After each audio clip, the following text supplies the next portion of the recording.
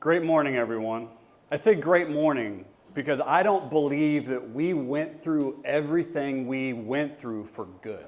I don't believe that we worked as hard and as tirelessly to accept only good in our lives.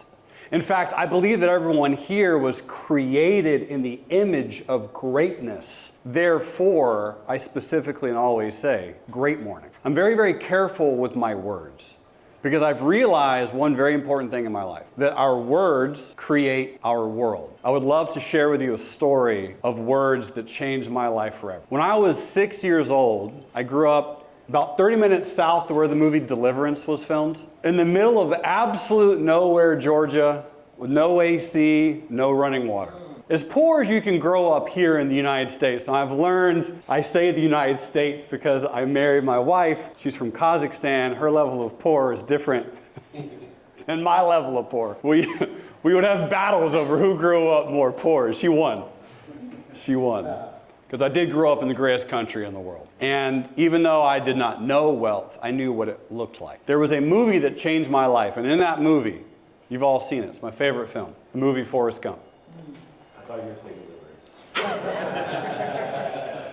About 78% of the way through this movie, Forrest Gump goes to the mailbox and he opens up a letter. And he says, Lieutenant Dan invested into some kind of fruit company and said, we don't have to worry about money no more. And I said, good, one less thing. That was a paradigm shift for me. I had never heard the phrase, we do not have to worry about money no more. I didn't know that was something that someone could do, not worry about money. So I asked my dad, what's investing and what's the fruit company? So my dad, in the best way he can, tells me about Apple and tells me about the stock market.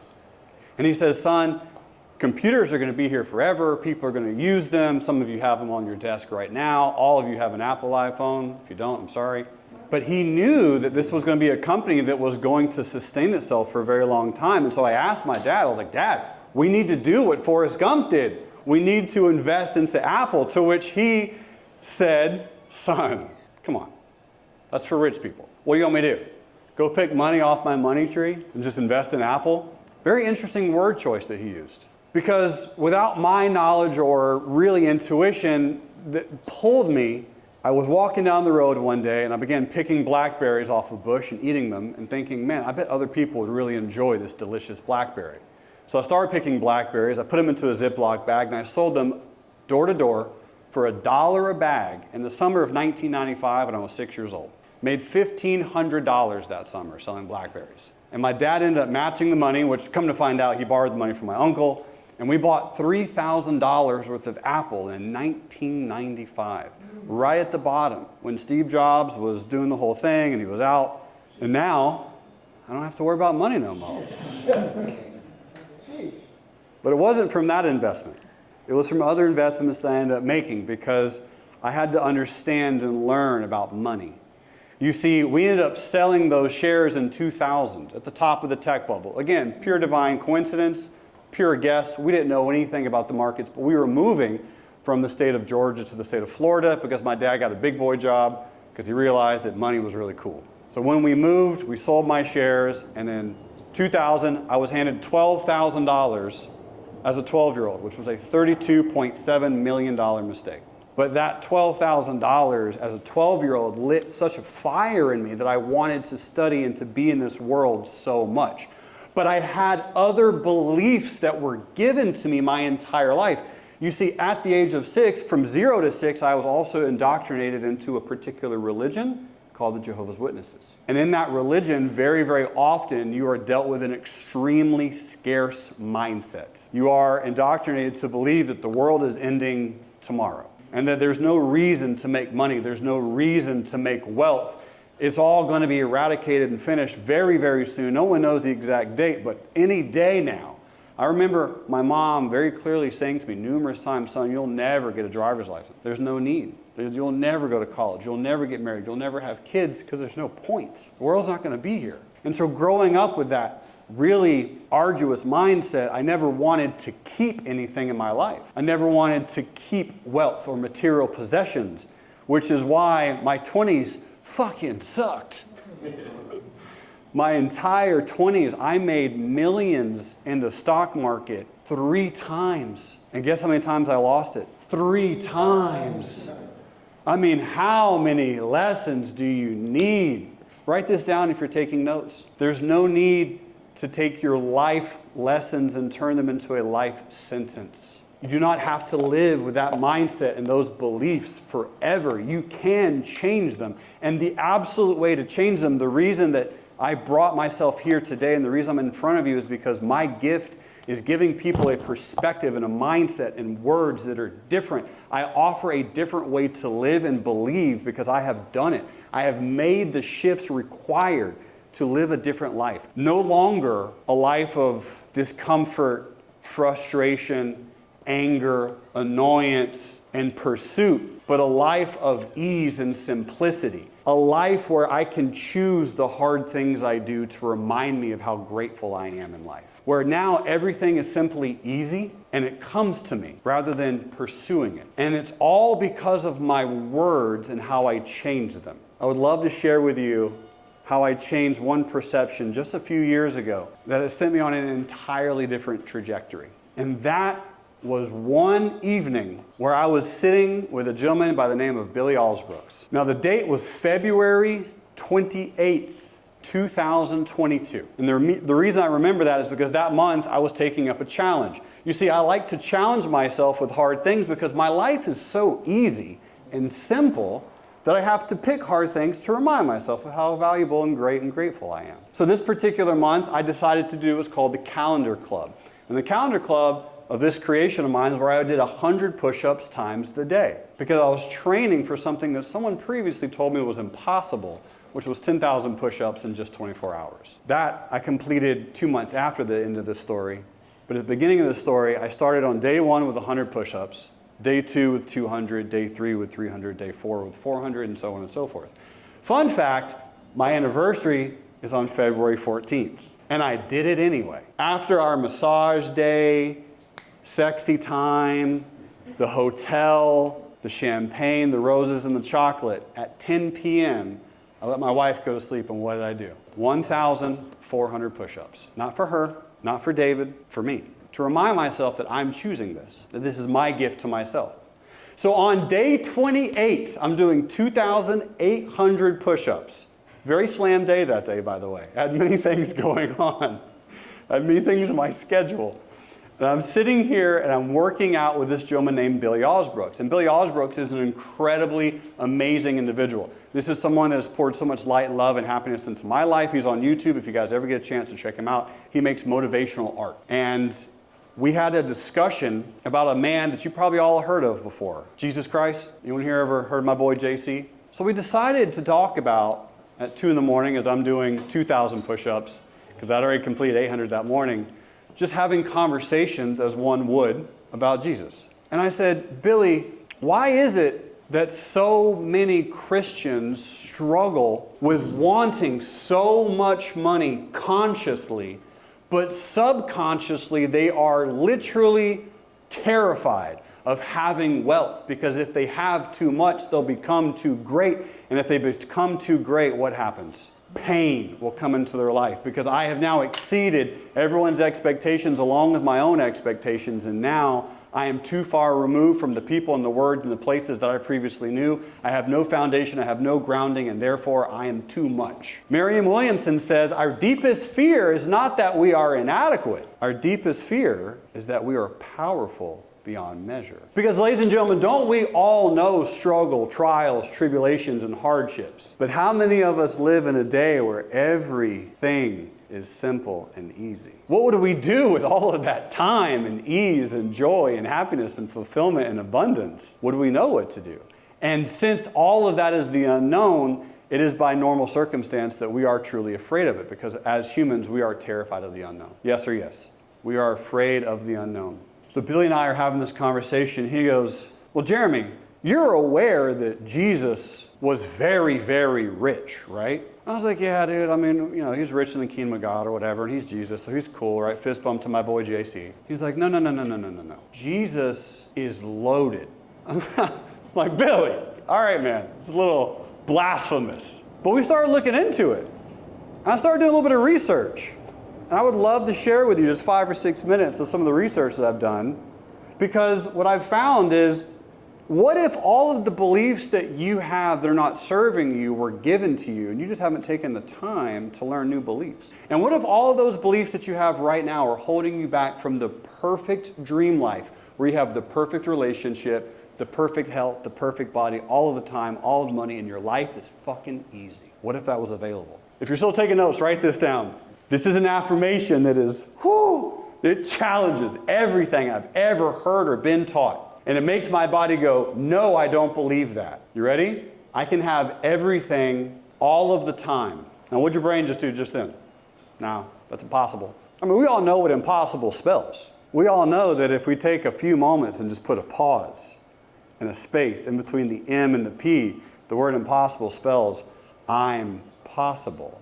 As we create that space for ourselves and as we create those shifts, we realize the word that holds us back is the exact same word that sets us free. It comes down to your standards and definitions of those words. The words that are no longer serving you, that's what I'm able to gift and pull away from. I can give you new adaptations and new beliefs that will serve you in such a higher, more divine way. When Jesus was born, he was visited by wise men. And these wise men gave Jesus 3 gifts. Who here would like to tell me the gifts that he was given? Gold, frankincense, and myrrh. What was the first one? Gold. What was that? Gold. That's so fascinating. At birth, Jesus was given Gold. Now, a lot of people love to use this, I grinded and hustled so hard in my life so that you could truly prove your value to yourself and others. And you have this identity rooted in hard, laborious work, right? And you love to use the term, I wasn't born with a silver spoon in my mouth. I wasn't given everything I had. I had to work for it. Jesus wasn't born with a silver spoon either. He was born with a gold spoon. Now, frankincense and myrrh also aren't like, common gifts at these times. In fact, does anyone here know how to make frankincense? You know how to make myrrh, right?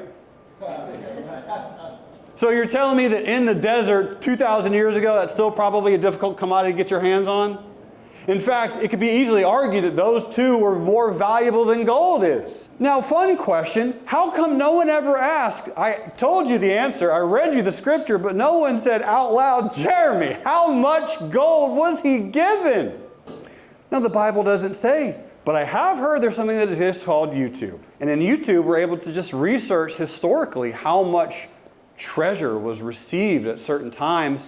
And Jesus, coming into this earth, was being come as a king, yes? King of the Jews. Now, King Herod knew this at the time, so he sent these wise men to meet with this new king. And these wise men left Jerusalem to go to Bethlehem, which is how far of a distance? Less than 6 miles, which means if they had a bunch of camels, they could have done what? They could have carried quite a substantial amount of gold. Because I don't know if in your mind, you imagine Jesus being given like one singular gold coin, maybe a small chest. What about 3 camels full? You see, the gift to a king at the time, David, you're an okay king. I like you. Welcome to the new kingship. I like you a lot. Was 50 pounds of gold. 50 pounds, family. Does that put a new shift into your mindset of how wealthy Jesus was at birth? Keeping that wealth his entire lifestyle, he grew up as a carpenter. Depending on the translation of the Bible, stonemason. I've even heard things like contractor. But if you're a carpenter 2,000 years ago, you're being able to make things that people actually use. Is that a valuable and valid profession? Yes or yes? And in fact, there's a scripture that says, oh, you mean Jesus the carpenter from Galilee? Meaning, people had heard of your boy from hundreds of miles away. I mean, it's Jesus, right? He probably did a pretty good job. He didn't steal from people and misquote people. He probably did a really amazing ethical job his entire career. Fascinating to know. Oh, I got more of these. So many more. In fact, I'm writing a book on it. Now imagine for just a moment, when you think of Jesus, a lot of individuals might think of a meek, timid, quiet, scrawny, unkept, dirty, kind of homeless looking dude. There's a passage where Jesus is going to the house of Jairus. It's one of the miracles in the Bible. And Jairus' daughter, who was 12 or 13 at the time, she had died. And you all know in one of the miracles of the Bible, she was raised from the dead. It's one of the biggest miracles of the Bible. But before he got to Jairus' house, you all probably remember or have heard of this passage. But Jesus and all of his disciples are walking through a very, very crowded street, and a lady reaches out and grabs Jesus' garment and is immediately healed from 12 years of bleeding. 12 years of bleeding. And he says to her, "You must have had so much faith that you knew, and when you grabbed, it was your faith that healed and restored you." Yes? How did she know to have that much conviction and faith that it was Jesus' garment that she was grabbing? They didn't have Facebook back then. He didn't send a telegram, "Yo guys, I'm coming. What's up? I'm here." It's my interpretation that Jesus probably stood out in a giant crowd of people. He was dressed so nicely and luxuriously and elegantly that people knew who he was before he even got there. And this woman said, "That must be Jesus." Had so much faith, power, and conviction that she reached out, grabbed, and was instantly healed. Now, in writing, you always have to have multiple evidences of your statement. So one more evidence of this would be when Jesus was being crucified, the Roman guards were doing something. Does anyone here remember what those Roman guards were doing, other than Sam? The Roman guards were casting lots over Jesus' garment. Casting lots, often referred to as gambling or throwing dice. Now, Roman guards, they paid pretty well. Rome's the biggest empire in the world. They had a job, they had an income stream. And Jesus was a traitor and a treason to the state. Why would Roman guards be gambling over the traitor's clothing? Because they were so nice. They were so well made, so beautifully created, so fantastically orchestrated that people were gambling over those clothing. Now, why is all of this important? Because, family, just imagine the small micro shifts that we can make in our beliefs, our thinking, and our words that can allow so much infinite abundance to come into our life so quickly. Dr. Joe Dispenza says, when you are closest to God is when all of your dreams become manifest. The closer you are to the divine, the more instantaneous all of your deepest dreams and desires come true. Has anyone ever felt that before? That holy moment where everything just shifts and you just feel this weight come off and your whole world gets shattered, changed, and then everything becomes better? That's because you did what? You finally said, "All right, show me. I'm tired of doing all the work myself. I'm tired. There's got to be a different way than this. Show me that way." And what happens? You're shown. You're given. You no longer have to be pushed by your pain, but now you are pulled by your purpose. And that creates an entirely different world and universe. Yes or yes? So when we're talking about ideas and shifts and beliefs, my identity for a very long time has been someone who specializes in liquid markets, because the stock market, family, is the greatest revealer of what you need healed internally, because it's the fastest, quickest, most amazing way to create wealth. It's incredible. Tesla, one stock, one company on one exchange, does an average of 83 billion US dollars daily. If you're doing the math, that's $250,000 a minute. We're talking David Meltzer money now. Yeah, my boy. $83 billion a day on one company, on one exchange, on one market. Do you think that would create a lot of potential fear and also animosity and excitement? You see, everyone says the stock market is controlled by fear and greed. But what if the stock market was controlled by fear and optimism? What if it wasn't greed? What if the majority of market participants weren't greedy, and therefore you could remove the shackles of wanting and needing and loving so much money, because money expands who you are. It reveals your heart and expands your heart and allows you to access so much of your potential. So many people are just scared by the speed and the ability to access the markets, and that's just what I spent the last 15 years mastering. 7 hours a day, every day, like an absolute maniac. And with that world comes knowledge pieces that once you understand how easy it is to shift your entire universe, it opens up and allows for greatness to come into your life. One last example, and I'll open it up for questions. Did you all know that you can rent out your stocks like you rent out a house? You guys didn't know that? David, did you know that? Fascinating. You can own shares and rent out those shares and bring in rental income just like you rent out a house. Now, why didn't you know that? They taught that in school, right? If your parents didn't know, or their parents didn't know, you don't know. Is that okay? Yeah, that's okay. Did you also know that not only can you rent out your stock and bring in really nice monthly income, like 1% to 2% a month, by the way. You heard that correct. 1 to 2% per month, just on rental income. 24% a year. Averages that everyone tells you is impossible. Because the rich people tell you that, right? They're like, no.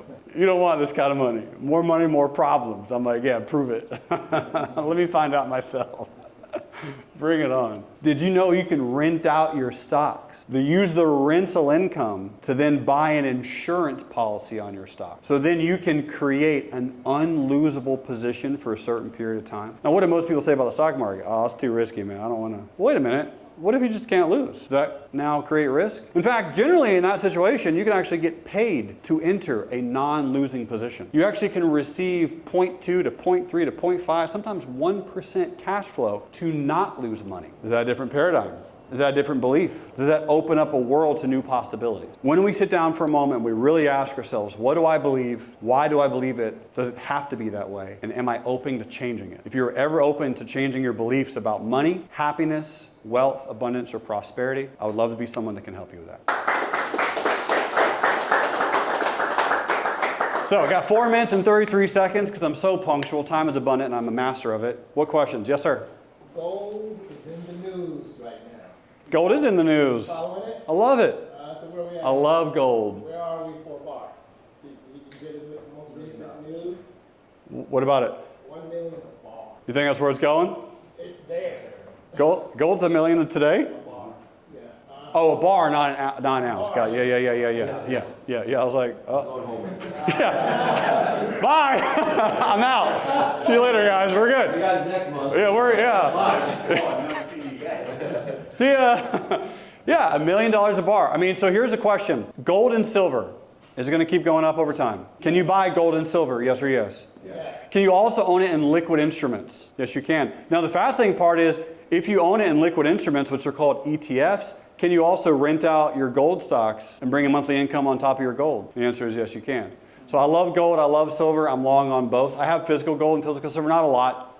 Less than 1% of my net worth is in physical, tangible silver or gold. For no particular reason other than I don't really believe that zombies are going to take over the world and the U.S. is going to collapse and the dollar is going to be irrelevant and we're all going to fight with guns. That's not my perspective. Some people share that perspective, it's just not mine. I don't see any evidence of that, at least not for the next 500-600 years. So, be long gold, be long silver? Yes, great question. David. Real quick, Google net worth of Mother Teresa as well. Without confirmed. Google her net worth. If you don't think God was, you have abundance in your life. That's shocking. Two, I have a question. My man. For the sake of what? Because a lot of people in the liquid markets especially are competitive, comparative, and scarce in why they want to make money. But I find that the people like you that have learned the abundant route of the mechanisms of the market have an answer for the sake of what?